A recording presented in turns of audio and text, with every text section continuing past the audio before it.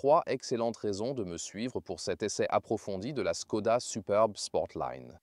Vous avez expressément demandé la Skoda Superb nouvelle génération en version Sportline. La voici enfin devant vous. Deuxième raison, pourrait-elle être une Mercedes E-Class ou une BMW Série 5 plus économique, de taille similaire à l'extérieur, mais encore plus spacieuse à l'intérieur? Nous allons le découvrir. Et comme je cherche une nouvelle voiture, est-ce qu'elle pourrait me convenir? Voyons ça avec Thomas sur AutoJeFuel en 4K, plein écran et en intégralité. On y va avec la Superb Sportline, ce look sombre et sportif avec sa calandre avant et ses phares Matrix LED, normalement en option, sont de série ici. Et si on active les clignotants ou les feux de détresse, ça a déjà un look plutôt sympa à l'avant, puis plus de contraste noir sur le véhicule. Component placement, les cadres de vitres et tout le reste. Le badge Sportline est bien visible ici. La longueur reste inchangée, comme sur toutes les superbes de cette nouvelle génération. Il mesure 4,91 m ou 193 pouces. Il est en fait construit en Slovaquie en même temps que la Passat. Mais dans cette génération, c'est plutôt Skoda qui fabrique la Superbe et également la Passat. Cette fois, c'est l'inverse. La Passat s'inspire davantage de la Superbe et non l'inverse. Intéressant, n'est-ce pas? Les jantes de 19 pouces sont de série en Sportline et le 701, c'est le contrôle dynamique de châssis. Le plus indique un système à double clapet. Plus d'écart entre sportivité et le confort. C'est de série sur la Sportline. Alors oui, vous commencez plus haut dans le prix d'entrée pour une Sportline, mais elle inclut directement beaucoup d'éléments. Ce modèle arbore un style fastback. Extérieurement, c'est une berline, mais avec un haillon. Je vais vous montrer le coffre très prochainement.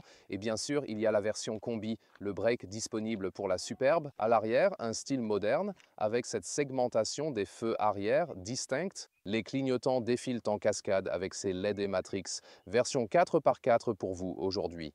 Nous avons un moteur de finition supérieure, bientôt disponible pour presque tous, et cette lèvre de spoiler sombre, vraiment plutôt stylée. C'est une plateforme à traction avant. Avec transmission intégrale, l'arrière intervient à la demande selon l'accélération. Clé à puce, noir brillant, rien de particulier. Les sons de fermeture des portes, ça sonne bien. C'est solide, je dirais. Ensuite, place au parapluie Skoda typique, où une brosse à neige s'y glisserait aussi. Et, ouais, c'est pourquoi ce trou est aussi disponible pour la Passat. En fait, parce que la Skoda est, genre, la base des deux voitures. Et puis là, c'est un peu plus doux pour votre coude, encore du rouge. Ici, c'est aussi un peu adouci et structuré dans la partie supérieure. Et du tissu à l'intérieur des portes, la série 5 n'en a pas, c'est donc là que la Superbe est en fait meilleure que la série 5 à cet égard. Ou dans cette petite poubelle, juste là, le badge d'entrée de la Superbe. D'ailleurs, seul un M5 a ça, le reste de la série 5 ne l'a pas. Et puis, on retrouve également le volant perforé ici. Škoda supprime les logos et utilise des inscriptions, vous connaissez la tendance. Il y a beaucoup de colonnes de commande ici, par exemple pour le régulateur de vitesse, et un joli revêtement en simili-cuir avec des coutures. Et ici, c'est un mélange entre peau animale et simili-cuir selon les différentes parties. Pour un siège sans matière animale, je recommande vivement d'opter pour la microfibre, qui est d'ailleurs le choix standard à la fois sur la Superbe et sur la Sportline. Ce n'est qu'une option et elle est un peu moins confortable que la microfibre, qui est plus douce au toucher. Ici, vous pouvez l'allonger en bas et y ajouter une assise à mémoire de forme.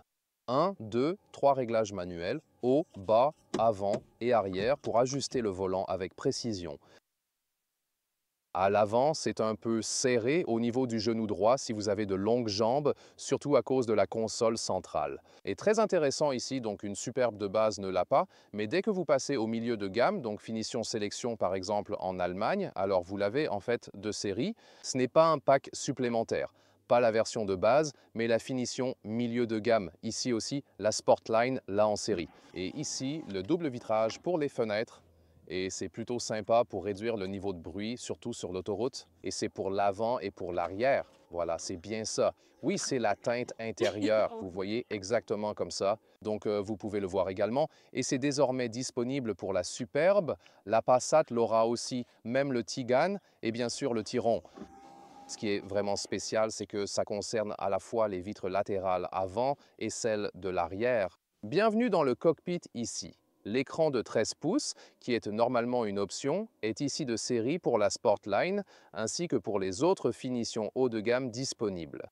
Ensuite, ce look de calandre sur le tableau de bord, ici un peu adouci, puis là avec du simili-cuir.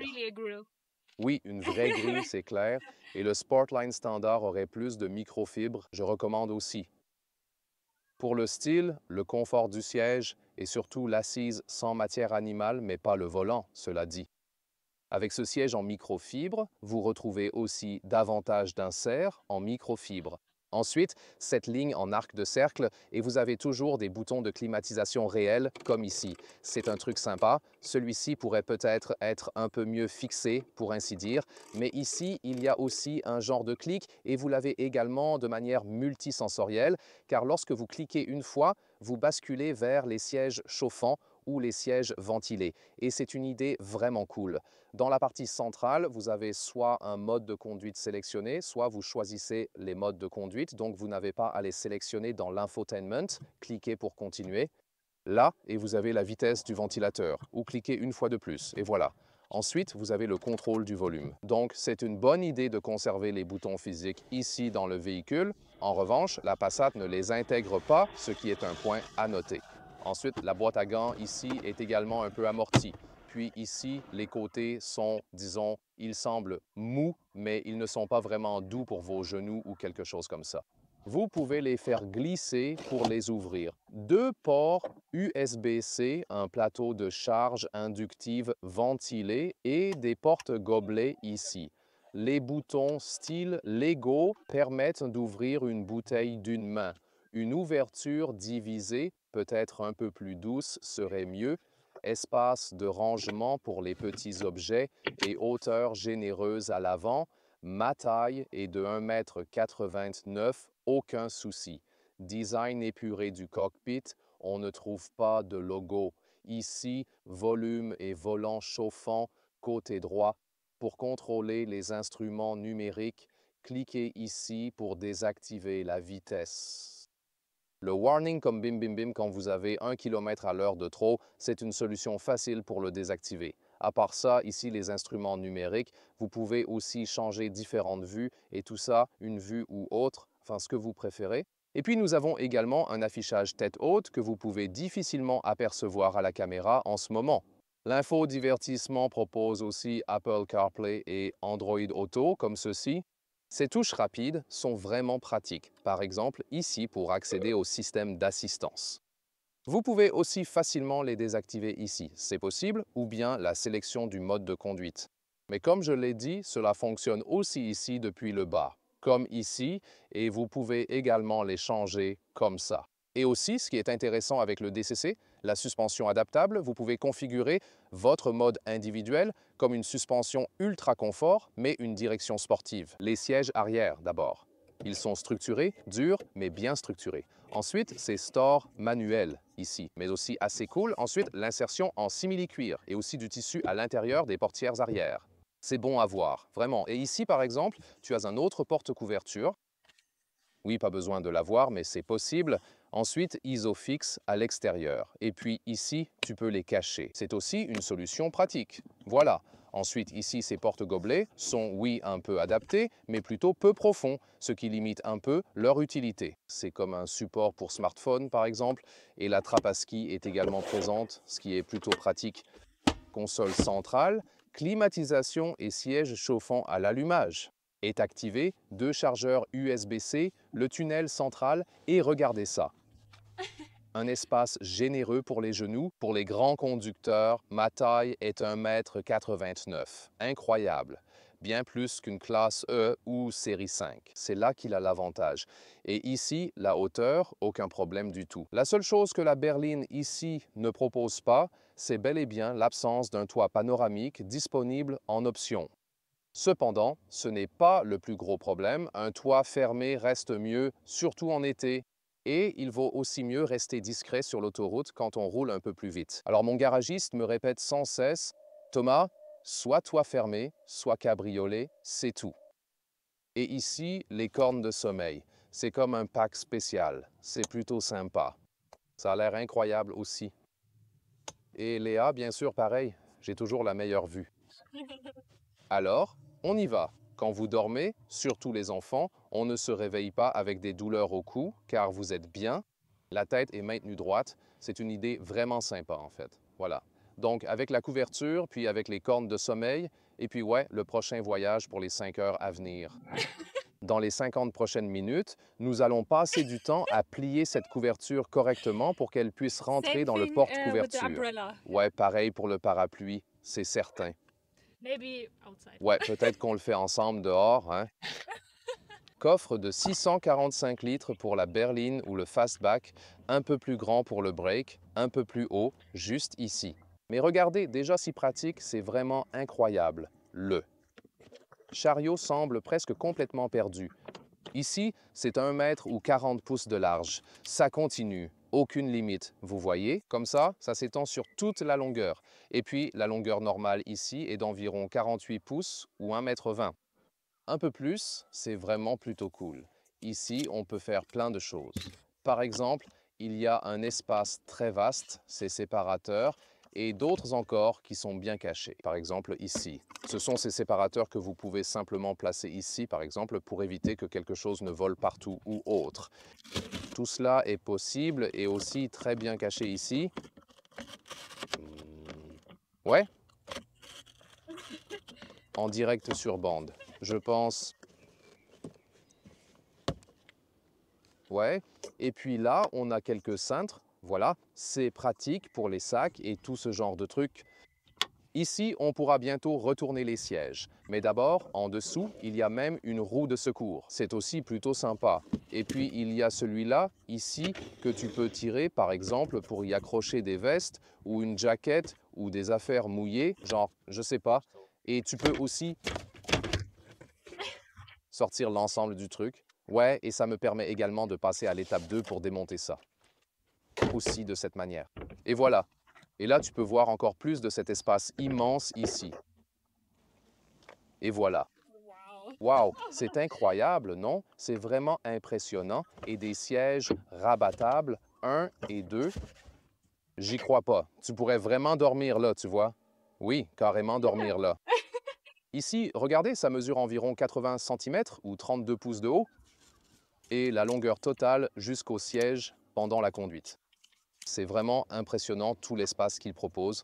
Voilà, on atteint presque les 2 mètres complets, soit 79 pouces. Donc c'est clairement le roi de ce segment à cet égard. Et si on ajoute un peu de combi, une mesure d'état, ça devient bien sûr encore un peu plus spacieux et pratique. Mais je veux dire, on ne peut pas faire mieux que ça. On peut même mettre celui-ci ici et l'accrocher. Si on le réinstalle, alors il devrait en fait aussi se déplacer en même temps que l'ouverture et la fermeture du coffre juste là. Voyons voir. Oui, voilà, c'est ça. Pour les moteurs, on a le 2.0 litres TDI, 190 chevaux et transmission intégrale. D'autres options, le 1,5 TSI ou le 2 litres essence. C'est le modèle le plus puissant en termes de chevaux, avec également une version hybride rechargeable, 1,5 PHEV. Vous pouvez consulter là. Liste des moteurs avec les chiffres de chevaux dans le commentaire épinglé ou dans la description si vous souhaitez en savoir plus. Celui-ci atteint 7,5 secondes, en mode sport bien sûr.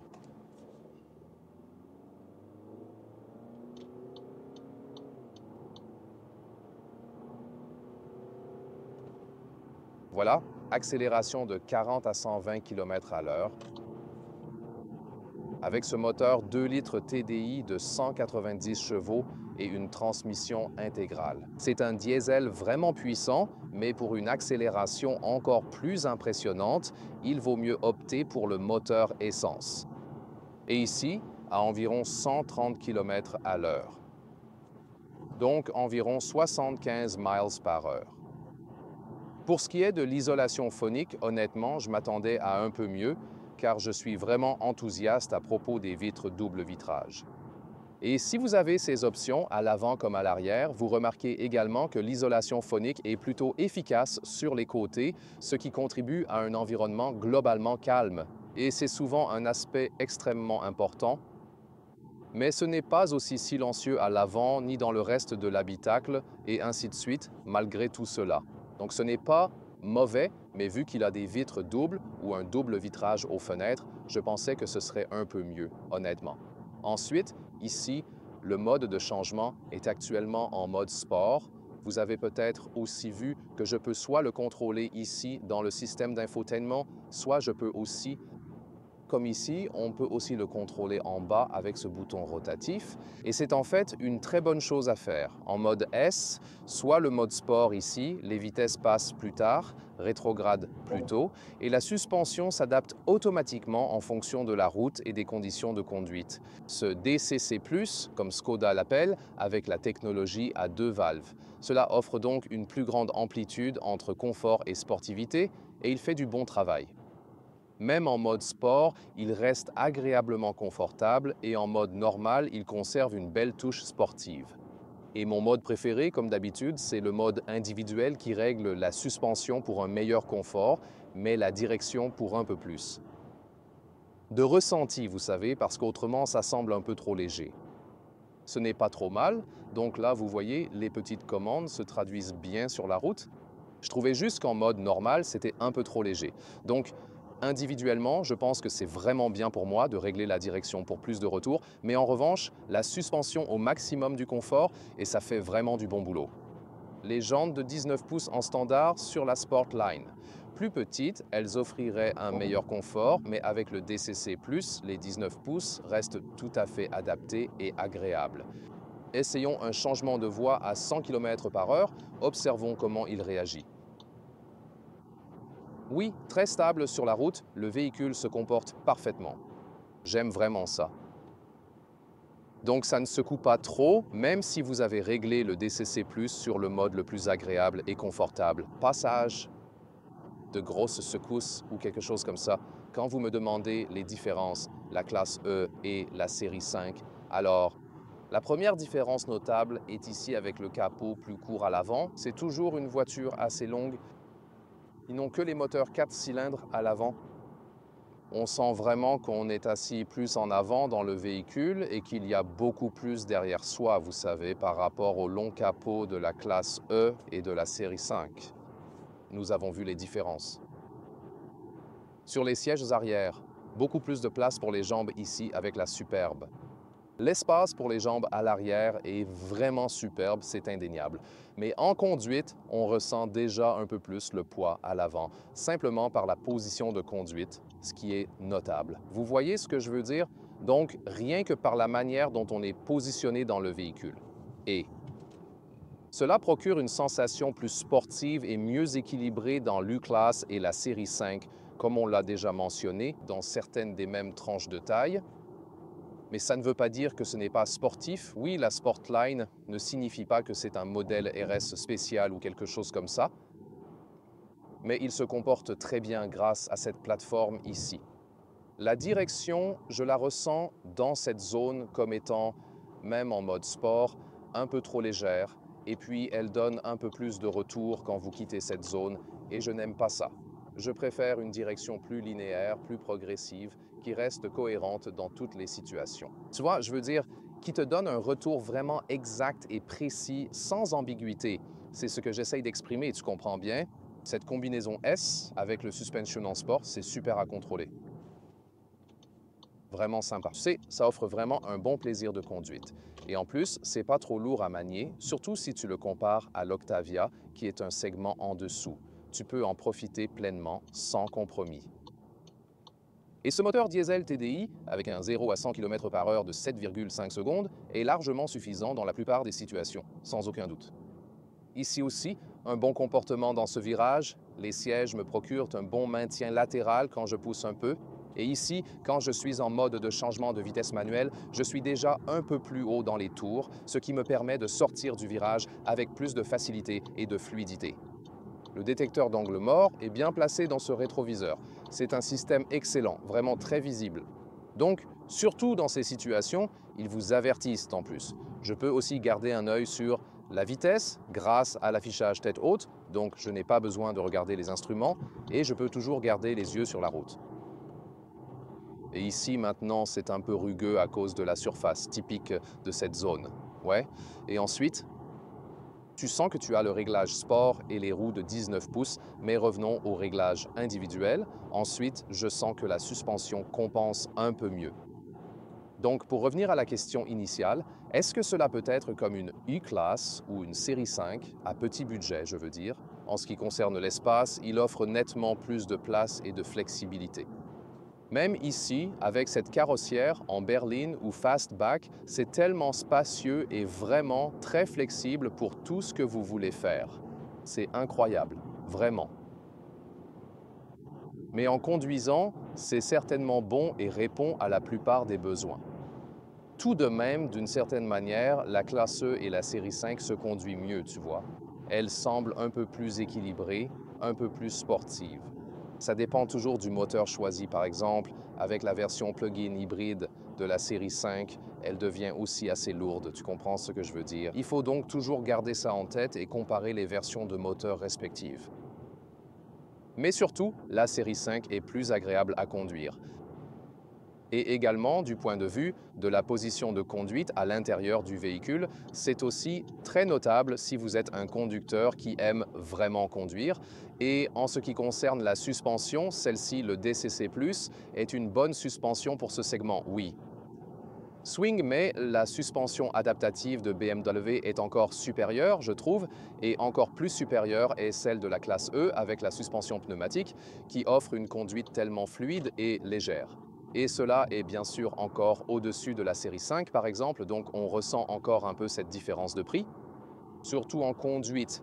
Mais parmi les points forts ici, c'est le revêtement en feutre à l'intérieur des portes par exemple. Ces détails, vous vous dites. Attendez une minute, la Superbe est même meilleure, bien qu'elle soit moins chère, mais en termes de conduite, la classe E et la série 5 offrent encore plus de sophistication. Mais en y réfléchissant bien, à ce niveau élevé, elle s'en sort très bien ici. Vous savez, c'est très calme et confortable fondamentalement ou satisfaisant sur la route. Vous savez aussi que vous êtes assis un peu plus haut, donc ça ne donne pas l'impression d'un véhicule bas ou à position basse, vous voyez. Et pour mes longues jambes, c'est aussi mieux dans la série 5 ou dans la classe E si vous comparez la situation ou la position de conduite individuelle. Là, vous sentez que bien que la longueur soit celle de la série 5 ou de la classe E, la plateforme ici donne plutôt l'impression d'un segment inférieur. On a plutôt l'impression que c'est la plateforme de l'Octavia ou de la Golf. Et en fin de compte, oui, ils partagent tous exactement la même base technique et on ressent ça d'une certaine manière. On peut encore conduire ici sportivement. Swing, c'est sympa parce qu'on a une belle combinaison S. Je suis retourné en mode sport avec le DCC+. C'est marrant, tu sais, donc cette plateforme est globalement toujours bonne. J'ai aussi eu pas mal de temps sur le circuit avec une Golf et ici tu peux aussi sentir que, à cet égard, ça donne encore un peu l'impression d'être plus petit qu'il ne l'est en réalité, tu vois. Donc à ce point. Moment-là, ici, quand tu pousses un peu dans les virages, tu te dis « Ah, attends, je conduis encore une Golf. Ah, attends, c'est presque 50 cm de plus, tu sais. » Du coup, tu oublies en fait que c'est une voiture plus longue. Donc en gros, il y a des plus et moins. Tu vois ce que je veux dire? Ouais, mais globalement, il s'en sort très bien tout ici. Mais clairement, conduire une série 5 ou une classe E pour ce prix supplémentaire qui n'est peut-être pas justifié par l'intérieur et clairement pas justifié par l'espace qu'elles offrent parce que celle-ci propose bien plus d'espace. Voilà une BMW 525D d'une ancienne série 5. Oui, à l'usage, il y a une différence, mais la question est, qu'est-ce qui compte le plus pour vous? Si vous avez besoin de place pour la famille, celui-ci est là. La consommation oscille entre 5,5 et 6 litres au 100 km, que ce soit sur autoroute ou en milieu urbain. En bref, un bon résultat pour le TDI. D'autres moteurs sont également proposés selon les marchés. À propos du prix, la nouvelle Superbe démarre à 40 000 €, tandis que la version Sportline grimpe à 50 000 €. Et si vous l'équipez entièrement avec un moteur puissant et davantage d'options, vous pouvez facilement atteindre un peu plus de 60 000 €. En comparant avec une Mercedes classe E ou une BMW série 5, vous payez environ 20 000 € de plus.